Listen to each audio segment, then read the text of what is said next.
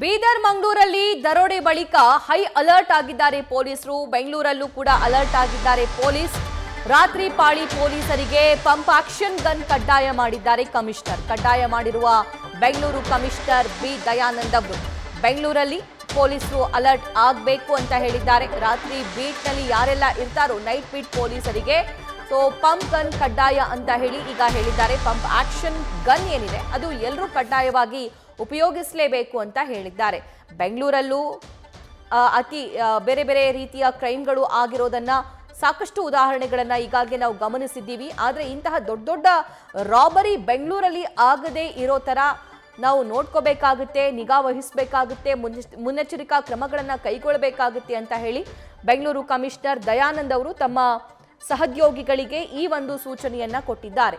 Night ಬೀಟ್ನಲ್ಲಿ ಯಾರೆಲ್ಲ ಇರ್ತಾರೋ ತುಂಬಾನೇ ಜಾಗರೂಕತೆಯಿಂದ ಇರಬೇಕು. ಹಿಂದೆ ಎಷ್ಟು ಪ್ರೊಟೆಕ್ಷನ್ ಕೊಡ್ತಾ ಇದ್ರೋ, ಎಷ್ಟು ಅಲರ್ಟ್ ಆಗಿರ್ತಾ ಇತ್ತೋ ಪೊಲೀಸ್ ಇಲಾಖೆ, ಇನ್ಮೇಲೆ ಡಬಲ್ ಆಗಬೇಕು ಅಂತ ಇನ್ಸ್ಟ್ರಕ್ಟ್ ಮಾಡಿದ್ದಾರೆ. ಡೀಟೇಲ್ಸ್ ನೀಡ್ತಾರೆ ನಮ್ಮ ಪ್ರತಿನಿಧಿ ಸಂದೇಶ್.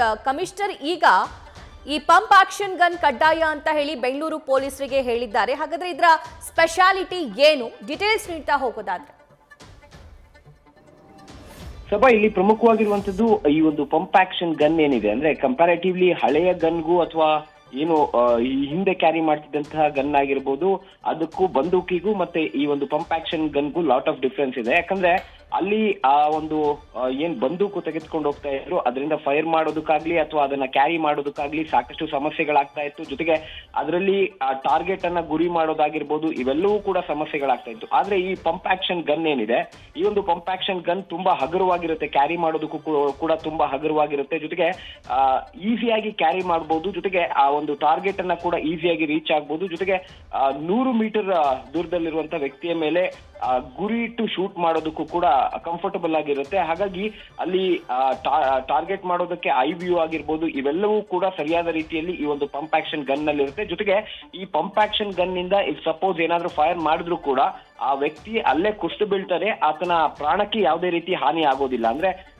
ಆತನ ಪ್ರಾಣಕ್ಕೆ ಹಾನಿ ಆಗೋದಿಲ್ಲ, ಆದ್ರೆ ಆತ ಅಲ್ಲೇ ಕುಸಿದು ಬೀಳುವಂತಹ ಪರಿಸ್ಥಿತಿ ಕೂಡ ನಿರ್ಮಾಣವಾಗುತ್ತೆ. ಅಂದ್ರೆ ಇಲ್ಲಿ ಪ್ರಮುಖವಾಗಿರುವಂತದ್ದು ಈ ಒಂದು ಗನ್ ಅನ್ನ ಕೊಟ್ಟಿರುವಂತಹ ಉದ್ದೇಶ ಈಗ ಬೀದರ್ ಆಗಿರ್ಬೋದು ಅಥವಾ ಮಂಗಳೂರು ಆಗಿರ್ಬೋದು ಇಲ್ಲೆಲ್ಲಾ ಕಡೆ ಕೂಡ ಈಗಾಗಲೇ ದರೋಡೆ ಆಗಿದೆ. ಹಾಗಾಗಿ ನಗರದಲ್ಲೂ ಕೂಡ ಹೈ ಅಲರ್ಟ್ ಆಗಿರುವಂತದ್ದು. ಹಾಗಾಗಿ ನಗರ ಪೊಲೀಸ್ ಆಯುಕ್ತರು ಈಗ ಪಂಪ್ ಆಕ್ಷನ್ ಗನ್ ಅನ್ನ ಅಂದ್ರೆ ಪ್ರತಿ ಪೊಲೀಸ್ ಠಾಣಾ ವ್ಯಾಪ್ತಿಯಲ್ಲೂ ಕೂಡ ನೈಟ್ ಶಿಫ್ಟ್ ನಲ್ಲಿರುವಂತಹ 2 ಸಿಬ್ಬಂದಿಗಳ ಕೈಯಲ್ಲಿ ಈ ಒಂದು ಪಂಪ್ ಆಕ್ಷನ್ ಗನ್ ಅನ್ನ ಕೊಡ್ತಾ ಇದ್ರು. ಯಾಕಂದ್ರೆ ಈ ನೈಟ್ ಶಿಫ್ಟ್ ಸಿಬ್ಬಂದಿ ಆಗಿರ್ಬೋದು ಅಥವಾ ಪೊಲೀಸರ ಒಂದು ಆರೋಪ ಏನಿತ್ತು ಅಂದ್ರೆ ಈ ರೀತಿ ಇಕ್ವಿಪ್ಮೆಂಟ್ ಗಳೇನಿದಾವೆ ಅಂದ್ರೆ ಕಳ್ಳರು ಅಥವಾ ದರೋಡೆಕೋರರು ಬರುವಂತ ಸಂದರ್ಭದಲ್ಲಿ ಅವ್ರ ಕೈಯಲ್ಲಿ ಗನ್ಗಳಿರ್ತವೆ, ನಮ್ಮ ಕೈಯಲ್ಲಿರುವಂತ ಬಂದೂಕನ್ನ ಟಾರ್ಗೆಟ್ ಮಾಡಿ ಟ್ರಿಗರ್ ಮಾಡೋದ್ರೊಳಗೆ ಅವರು ಎಸ್ಕೇಪ್ ಆಗ್ಬಿಡ್ತಾರೆ ಅನ್ನೋ ಒಂದು ಆರೋಪಗಳನ್ನ ಅಥವಾ ಈ ರೀತಿಯ ಒಂದು ಸಮಸ್ಯೆಗಳನ್ನ ಹೇಳ್ಕೊಳ್ತಾ ಇದ್ರು. ಆದ್ರೆ ಈಗ ಸುಲಭವಾಗ್ಲಿ ರಾತ್ರಿ ಪಾಳಿಯಲ್ಲಿರುವಂತಹ ಸಿಬ್ಬಂದಿಗಳಿಗೆ ಸುಲಭವಾಗ್ಲಿ ಅನ್ನೋ ಕಾರಣಕ್ಕೆ ಜೊತೆಗೆ ಪೊಲೀಸರಿಗೂ ಕೂಡ ದರೋಡೆಕೋರರನ್ನ ಅಥವಾ ಇವರನ್ನ ಫೈಂಡ್ ಔಟ್ ಮಾಡೋದಕ್ಕೆ ಅಥವಾ ಹೆದರ್ಸೋದಕ್ಕೆ ಈ ಒಂದು ಪಂಪ್ ಆಕ್ಷನ್ ಗನ್ ಯೂಸ್ ಆಗುತ್ತೆ ಅನ್ನೋ ಕಾರಣಕ್ಕಾಗಿ ಜೊತೆಗೆ ಪಂಪ್ ಆಕ್ಷನ್ ಗನ್ ಒಂದು ಶಬ್ದ ಕೂಡ ಅದನ್ನ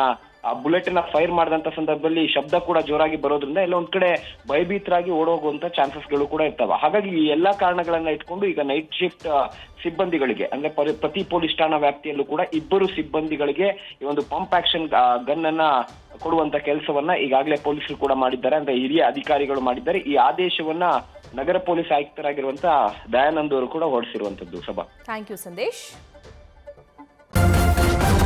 ನ್ಯೂಸ್ ಫಸ್ಟ್ ನಿರ್ಭೀತಿಯಿಂದ ನಿಮ್ಮ ಪರವಾಗಿ.